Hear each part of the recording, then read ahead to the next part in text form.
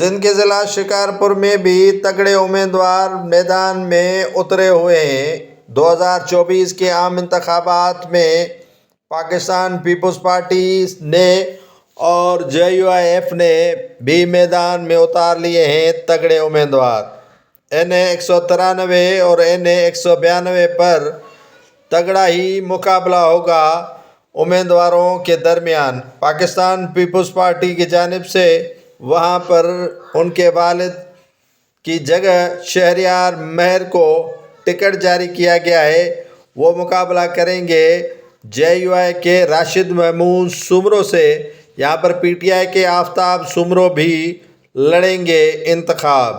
NA 293 کے بعد NA 292 پر بھی مقابلہ ہوگا ڈاکٹر محمد ابراہیم جتوئی اور شبیر علی خان بیجرانی کے درمیان۔ یہاں پر JUIF نے بھی شہر سمیت دیگر علاقوں میں تگڑے امیدوار میدان میں اتار لیے ہیں، جبکہ JUIF نے بھی میدان میں تگڑے امیدوار اتارے ہیں۔